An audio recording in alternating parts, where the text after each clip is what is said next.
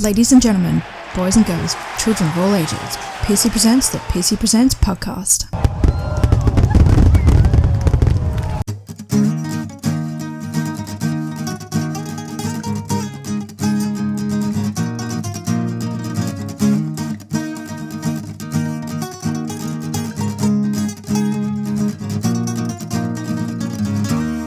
Welcome back to episode 8, part 2 of our chat with the wonderful Michael Brinkley of UTONIC Drinks. Following on from last week's awesome episode, I've had some really great feedback.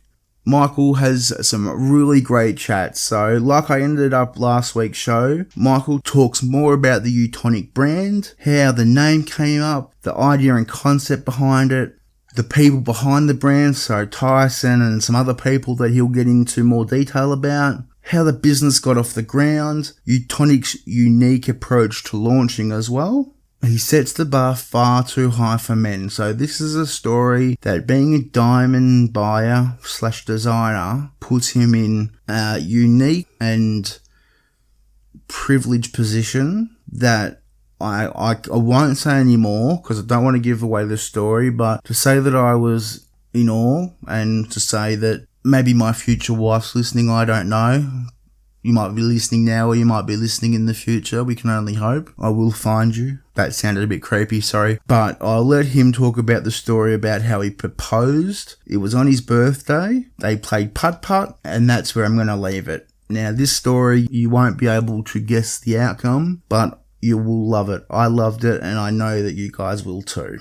We also cover Michael's outlook on life, thoughts on being an entrepreneur, his inspirations both from a personal and business perspective, and we also talk about UTONIC's unique work environment, and we also have a great little chat about modern day environments in business. We talk about future plans of UTONIC, and we certainly cover off some other unique discussion points. So I really hope that you do enjoy this. I know that you will. Again, as I said last week, please tweet Tyson, follow the UTONIC pages on Instagram and Twitter, give them a comment, tag in Pearcey Presents to say that you've listened and heard Michael on the Pearcey Presents podcast. Go on and order some product. It's free delivery. It's really quite reasonably priced. Far better than Gatorade and Powerade. It's completely healthy. It's 100% Australian owned, 100% Australian made, and we really should support Australian businesses, and that's what Michael and the guys at UTONIC are doing. And not just that, they actually offer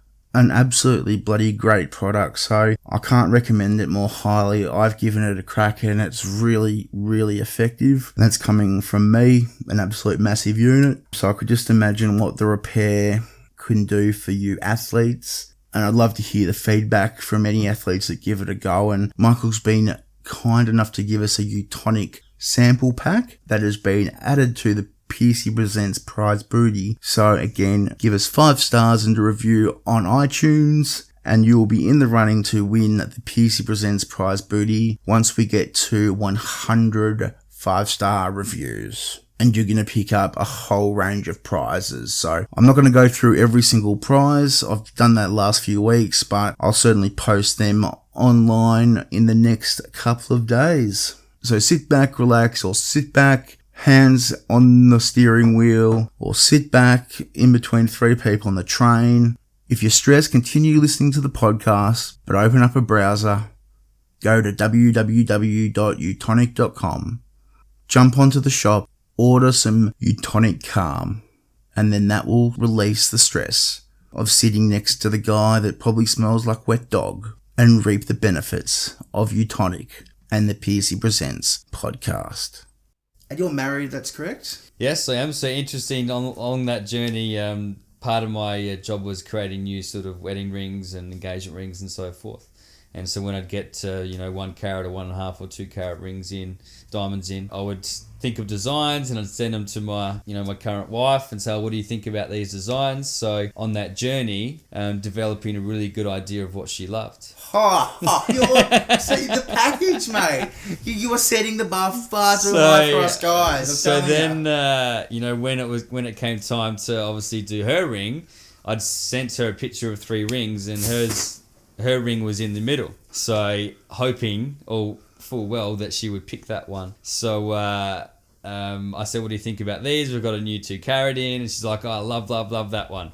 And I was like, awesome, because that's actually your ring. So you knew, so you picked... So Yeah, so I designed it, had our initials under the diamond. So it's quite a, detailed ring, but it's gorgeous. And so when I gave it to her, she's like, she went crazy. She's like, I've seen this ring before. Of course you did. I'm going to have to edit this out, mate. Yeah. You've honestly, there's Sorry, guys. No way that any guy, not many guys are going to be able to top that. Yeah. So, yeah. Well, I won't tell the proposal story either. Oh no, you got to say it now. You've got to say it now.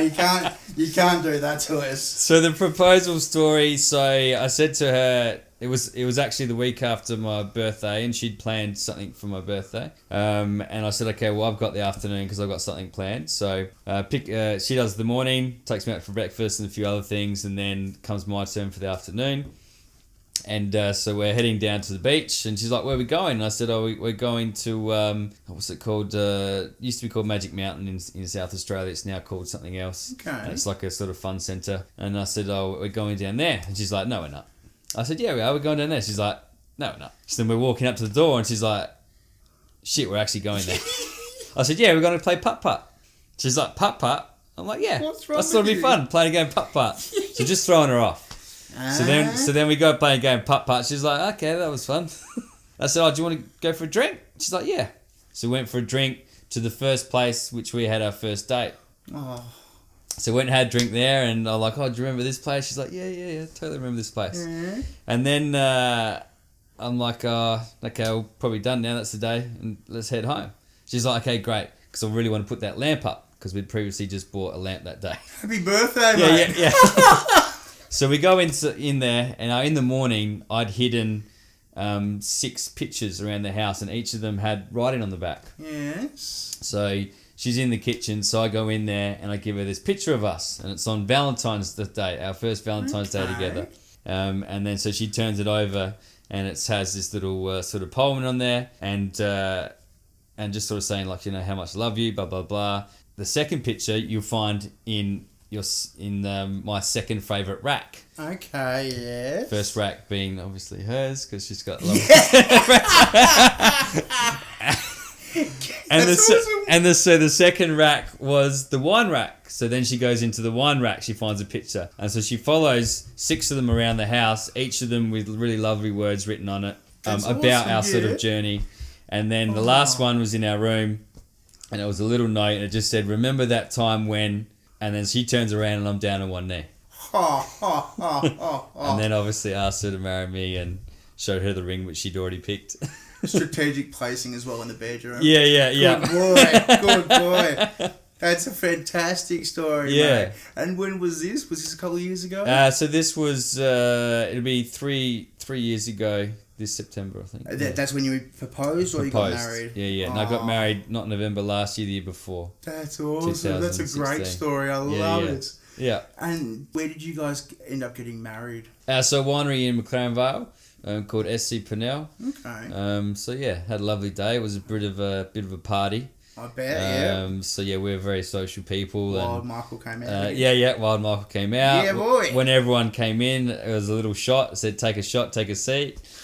So awesome. Just really set the mood for the day, and everyone just had a blast.